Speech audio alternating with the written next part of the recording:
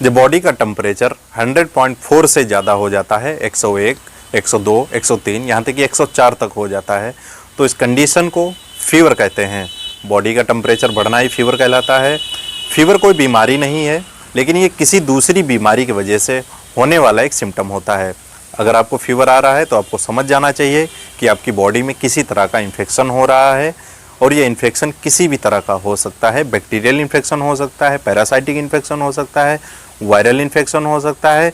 जब foreign particles जो होते हैं, कीटाणु होते हैं, बैक्टीरिया, वायरस या फिर पैरासाइट हमारी बॉडी में इंटर करते हैं, तो हमारी बॉडी उनसे लड़ने के लिए अपना टेम्परेचर बढ़ा देती है। उनको ख़त्म करने के लिए बॉडी टेम्परेचर बढ़ाती है। इसी कंडीशन को फीवर कहा जाता है।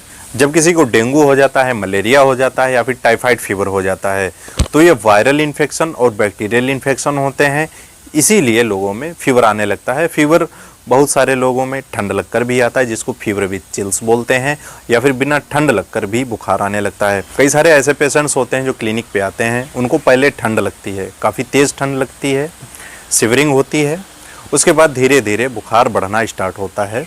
101, 102, 103, 105 तक पहुंच सकता है। तो फीवर कई तरह से आ सकता है, तो अपने इस वीडियो में जानेंगे। अगर किसी को हाई फीवर हो रहा है, बुखार आ रहा है, या आपके क्लिनिक पे कोई पेशेंट आया हुआ है, या फिर किसी को घर पे बुखार आ गया है, तो उसको किस तरह से मैनेज करना चाहिए। सबसे पहले पेशेंट का टेम्परेचर चेक करना चाहिए। पेशेंट आपको बताएगा उसको फीवर जैसा महसूस हो रहा है, लेकिन उसको एग्जैक्ट ये नहीं पता होता है कि उसको कितना तक फीवर हो सकता है, इसीलिए फीवर को चेक करना ज़रूरी होता है। अब फीवर चेक करने का सबसे सही तरीका है वो है सबलिंगुअल थर्मामीटर को लगा के चेक करें।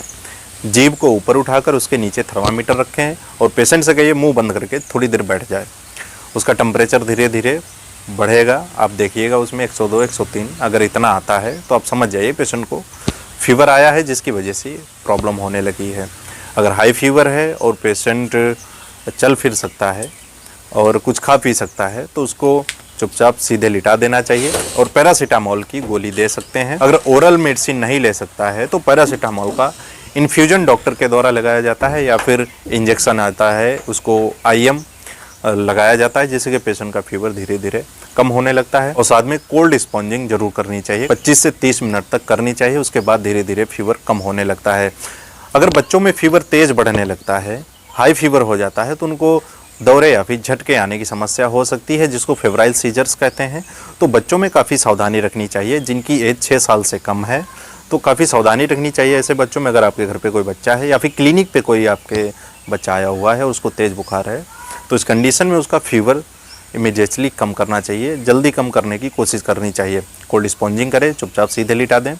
सर पर पट्टी रखने से कुछ नहीं होता है, आपको पूरी बॉडी पर पोंछा लगाना चाहिए, कपड़े उतार देने चाहिए और पेशेंट को थोड़ी हवा लगनी चाहिए, जिससे कि बॉडी का टेम्परेचर धीरे धीरे कम होने लगता है। अगर कोई पेशेंट धूप से चल के आया हुआ है, बाहर से आया हुआ है आपके क्लिनिक पे, या फिर घर पर आया हुआ है बाहर से, तो उसका हो सकता है बॉडी का टेम्परेचर नॉर्मल से ज़्यादा बढ़ा हो, क्योंकि धूप जब सन एक्सपोजर होता है बॉडी पे तब भी टेम्परेचर बढ़ जाता है। इस कंडीशन में अगर आप चेक करेंगे तो टेम्परेचर बढ़ा हुआ आएगा। तो इसीलिए पेशेंट को कम से कम 15 से 20 मिनट तक बैठने के लिए कहिए। 15-20 मिनट तक जब बैठेगा, रिलैक्स करेगा, तब उसका आप जब टेम्परेचर चेक करेंगे वो सही टेम्परेचर आएगा। अगर पेशेंट बाहर से चल के आया है और आपने टेम्परेचर चेक किया तो हो सकता है उसका जो टेम्परेचर है वो बढ़ा हुआ है। अगर किसी को काफ़ी दिन से बुखार आ रहा है, छोड़ कर बुखार आया है, टेबलेट मेडिसिन ले लेता है, बुखार चला जाता है, लेकिन 1-2 हफ्ते बाद फिर से आ जाता है, तो इस कंडीशन में पेशेंट के कुछ टेस्ट जरूर करा लेना चाहिए। हो सकता है उसको किसी तरह का बैक्टीरियल इन्फेक्शन हुआ हो, जैसे कि टाइफाइड वगैरह हो सकता है, या फिर आंतों में इन्फेक्शन हो सकता है, कहीं पर भी इन्फेक्शन हो सकता है। कभी कभी फोड़े या फिर फुंसी या फिर गांठ होती है, उसकी वजह से भी लोगों में बुखार आता रहता है। जो वायरल फीवर होता है वो छोड़ कर नहीं आता है, वो हफ्ते भर तक लगातार रहता है या फिर 1.5 हफ्ते तक रह सकता है, उसके बाद ये अपने आप ठीक हो जाता है। लेकिन जो बैक्टीरियल इन्फेक्शन होता है, जैसे कि साल्मोनेला टाइफी होता है, जो टाइफाइड फीवर कर देता है, ये काफ़ी दिन तक पेशेंट के बॉडी में रहता है, ये सालों साल तक रह सकता है। पेशेंट को शिकायत रहती है, कई सारे पेशेंट्स ऐसे भी आते हैं जो कहते हैं कि उनको हमेशा फीवर महसूस हुआ करता है, मुंह में कड़वापन रहता है, भूख नहीं लगती, हाथ पैर दर्द हुआ करते हैं, हल्का हल्का फीवर रहता है, माइल्ड फीवर रहता है। तो हो सकता है इसको टाइफाइड फीवर हो, इसीलिए डायग्नोज करना काफ़ी ज़रूरी है। कारण का पता लगाकर ही बुखार का इलाज करना चाहिए।